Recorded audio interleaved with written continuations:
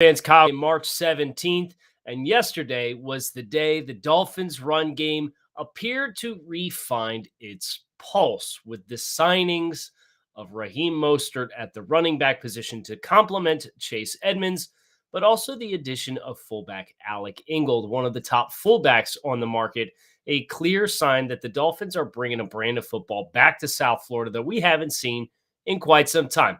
Check your pulse. Let's get after it. Locked On Dolphins. You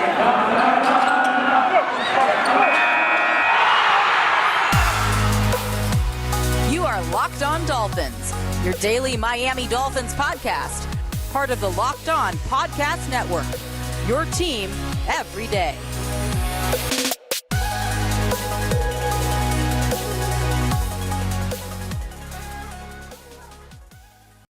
What's going on, Dolphins fans? Kyle Krabs, your host here on Locked On Dolphins. Today is Thursday, March 17, 2022, and we are ready to crack some skulls here on today's episode of the show because the Dolphins clearly invested in the running game, clearly invested in the offensive backfield, moving and shaking, making some big additions.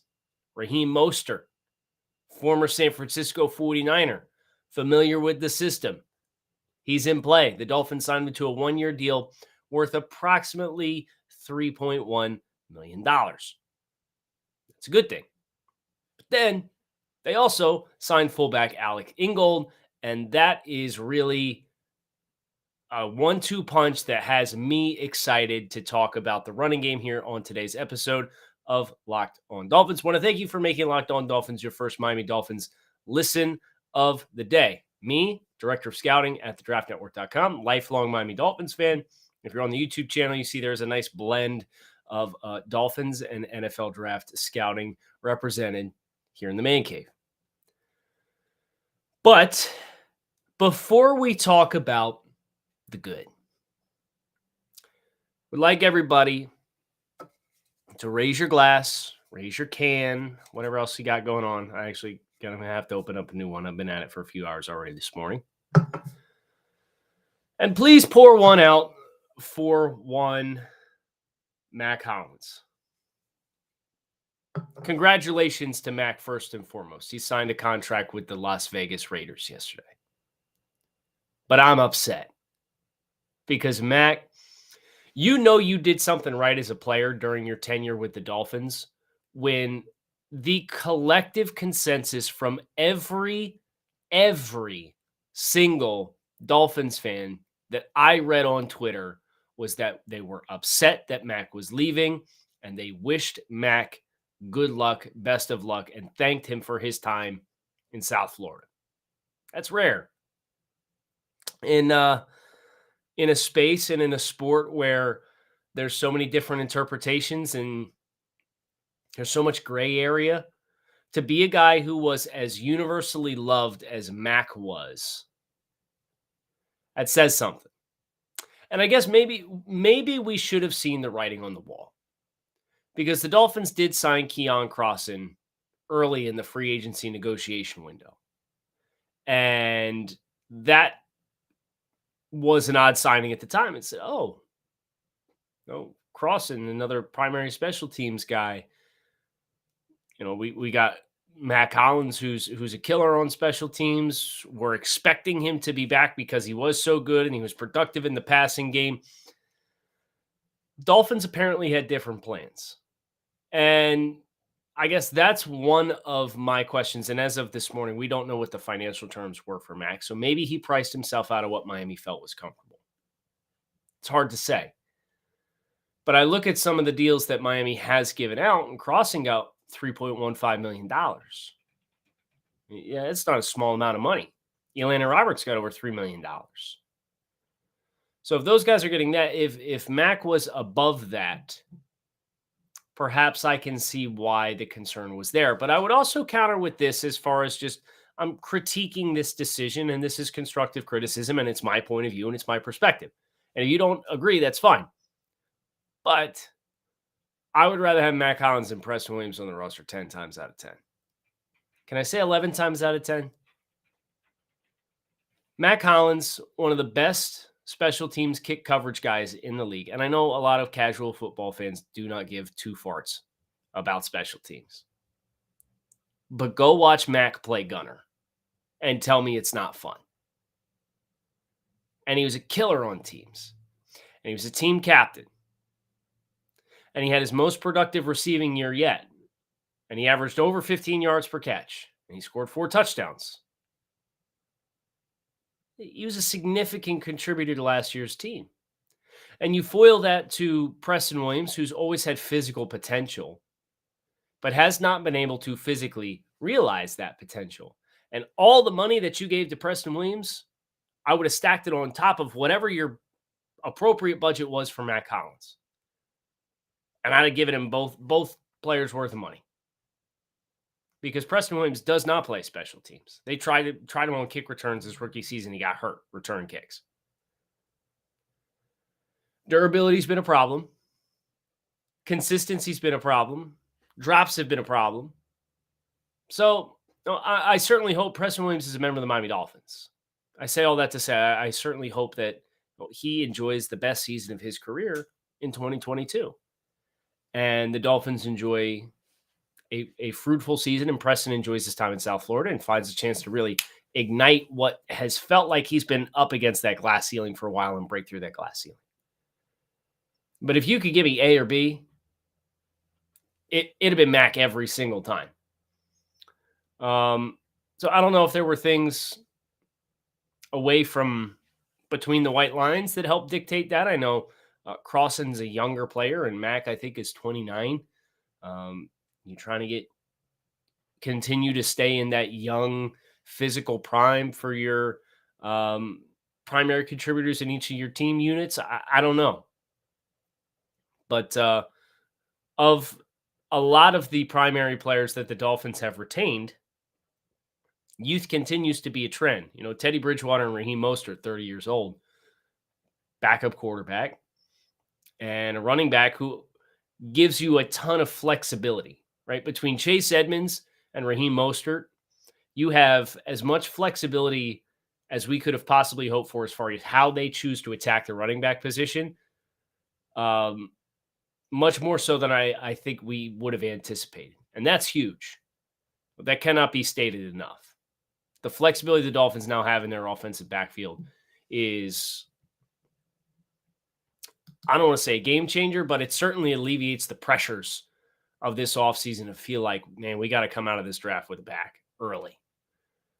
It's that time of year as college basketball's tournament is finally upon us. From all the latest odds, contests, and player props, BetOnline.net is the #1 source for all your sports betting needs and info. BetOnline remains the best spot for all your sports scores, podcasts, and news this season. But it's not just basketball. BetOnline is your continued source for all your sports wagering needs, including live betting in your favorite Vegas casino games. Head to the website today or use your mobile device to learn more about the trends in action. Bet online, where the game starts.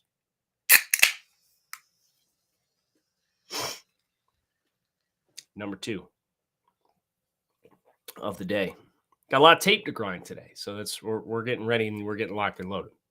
Hoping to get some Alec Ingold tape in throughout the course of the day today as well. But let's talk about this running game. And also,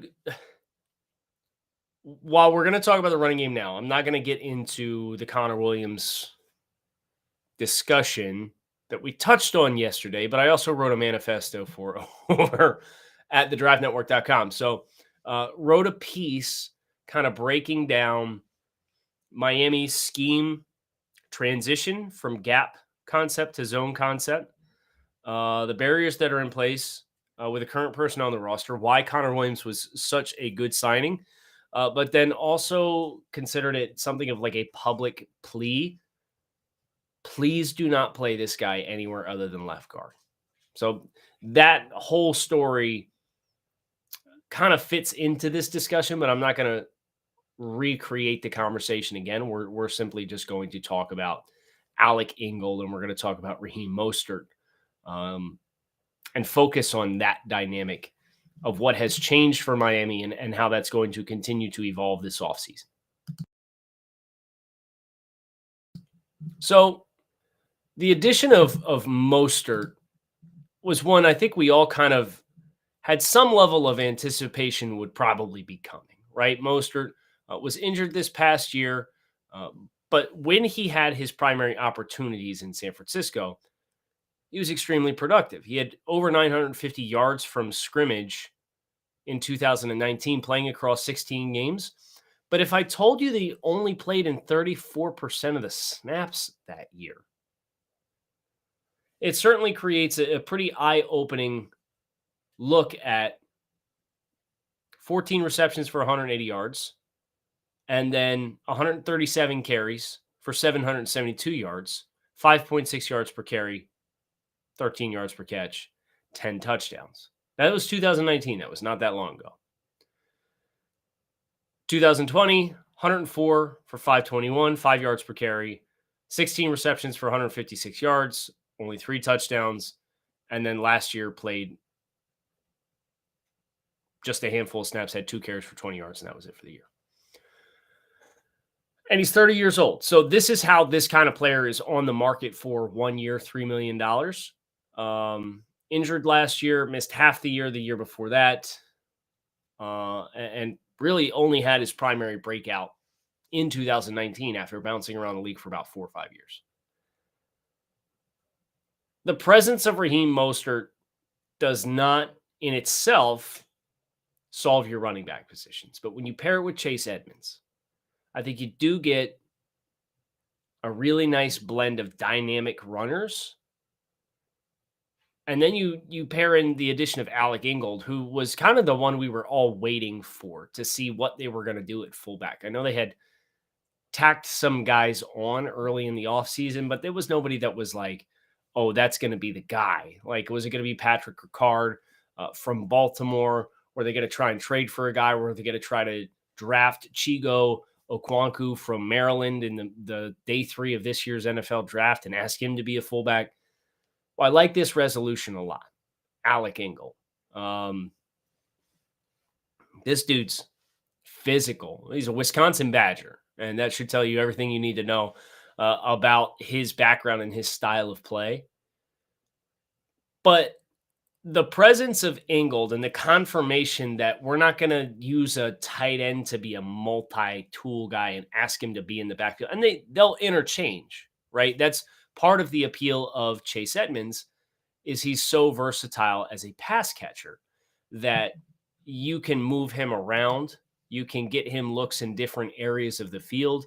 You can get creative with him and line him up in the backfield and then move him out and play him in the slot and try to manufacture some favorable pre-snap mismatches for you to identify.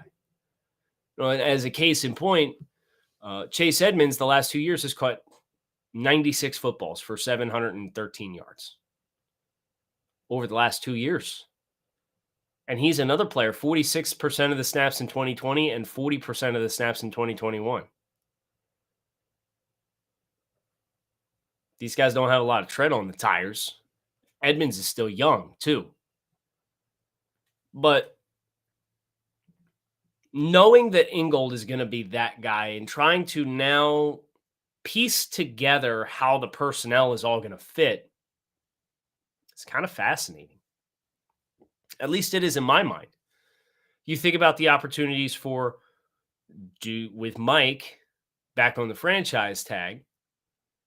Do you go 22? As if you go 22, it can be a pseudo 11 or 21 personnel with hand in the dirt tight end, fullback, traditional I formation, right? If you want to. Or you could rearrange the backfield however you want, but you're going to have 2 backs in the backfield, a hand in the dirt guy. And then you can go heavy and have Mike condensed down in an H alignment. So 1 by 1 off the tight end and get +2 on the line of scrimmage to the run strength with 2 in the backfield. And then you could stack the 2 receivers if they're both speed guys. If you end up doing Jalen Waddle and blank, if you end up doing a traditional X and a traditional Z, in which Jalen would be the Z as the vertical type receiver, and the X would be a Devontae Parker or comparable player, depending on what happens with him this offseason. And while the cap hit is friendly, I certainly wouldn't dismiss the idea that they transition away because of this exact conversation and Mike being back in the picture as a size guy.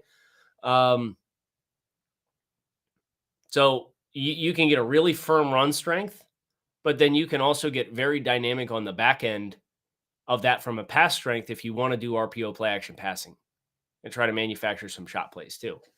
Or you can go heavy and spread it out. You can go 5 down linemen, double barrel in the backfield as far as a fullback on one side and the running back on the other side. And then you can go Mike in the slot and then get 2 perimeter wide receivers. Or you could do 2 backs and do Mostert and Edmonds and then motion Edmonds out and go into a 1-back backfield with 4 wide receiver options out wide. Just based on the physical skill set and versatility of the guys that are already in the picture. And you think about Mike McDaniel and everything that he has been billed as, and if he lives up to that reputation here in Miami, when he's the guy, it's always a little different when you're sitting in that seat as compared to a seat. You can kind of see the vision of we want to be able to come at you with a bunch of different looks. And that's, we've had these conversations. And I know we had these conversations a lot last summer in talking about tailoring an offense for Tua and ideologies in football. You think about any given team is always going to have several core principles and core plays. And they can change year to year, but the objective is to tailor your offense around X number of core principles.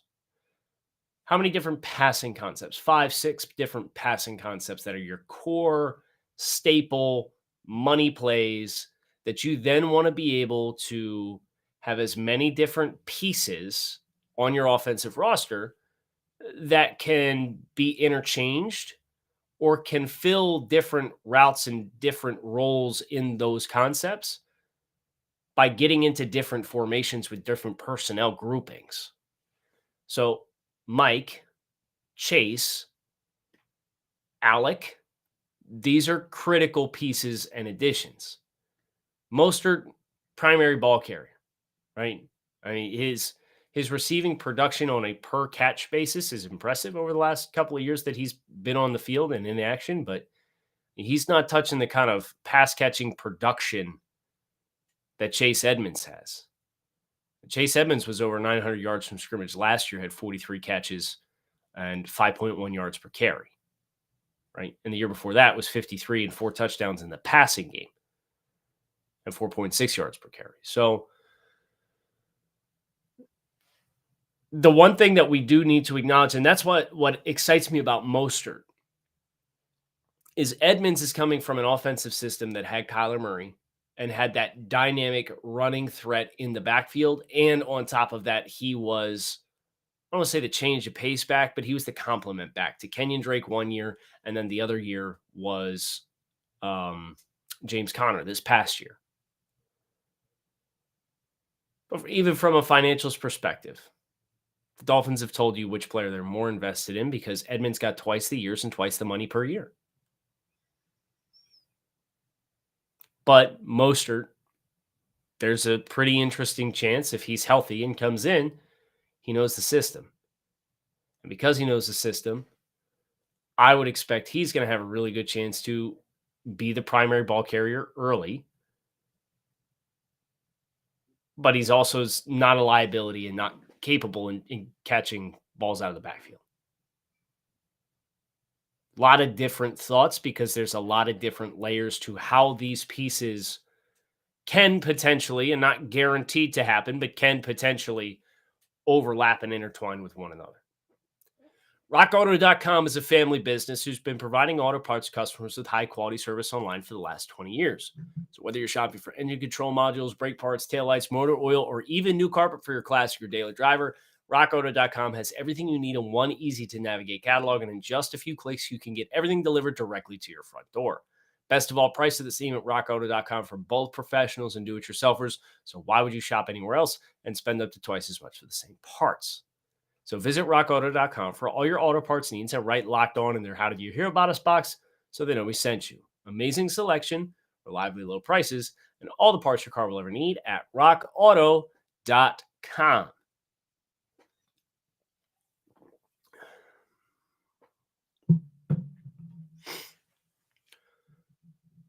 So as we close today,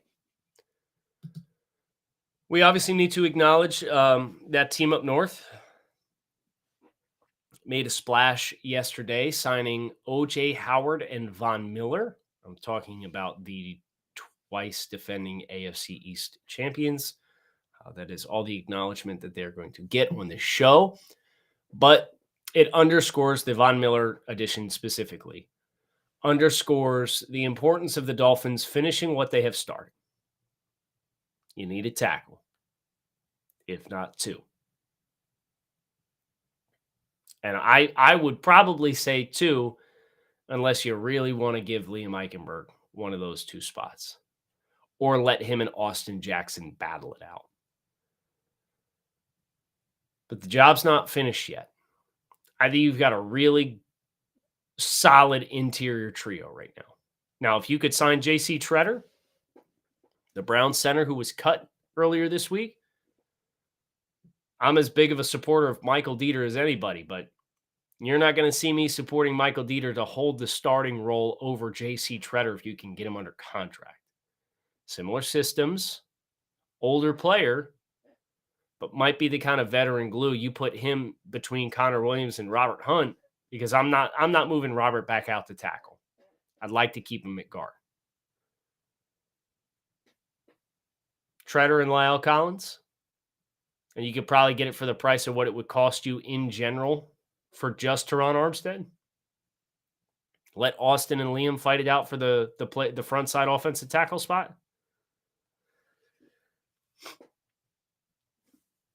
That sounds good to me, but I'm not Chris Greer. I will say I've been a little surprised at the amount of depth signings Miami has handed out, the amount of those $3 to $5 million contracts we've seen the Dolphins agree to terms with to this point. Thought they were going to go a little more top heavy. It's not necessarily a bad thing, but you can't let that approach cost you the big fish that we know that you need at one of those offensive tackle spots, because you're picking 29th.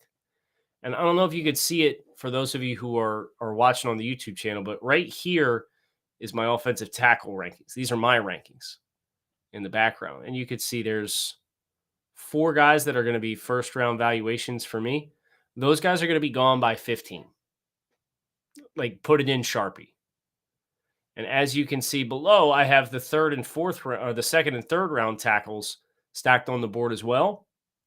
It's pretty scarce what you're going to have at your disposal in that offensive tackle end of first round, early second round range. Don't play this game. Get it done, and don't be afraid to spend with conviction, because this is a spot we can't afford to miss. Those are my 2 cents. But yeah, we're aligning well to start cracking some skulls. And for Miami, a team that plays a lot of 1 p.m. September kickoff home games in South Florida, good. Let's embrace the fact that we have a really pain-in-the-ass environment to come play in, and let's wear you the hell out. Pound the rock. Alec, Ingold, Raheem Mostert, Chase Edmonds, Connor Williams, these additions. Let's get 2 more guys up front. And then we really feel like we can go into this draft ready to just draft good players, which is an ideology that every team should aspire for. But the Dolphins are a few chess pieces away from being able to actually live and execute at a high level. So hope you guys enjoyed. Kyle Krabs, Locked On Dolphins. Keep it locked in. right here on Locked On Dolphins. Make it a good one. I'll talk with you guys again tomorrow for the Friday episode as we wind down this first week of 2022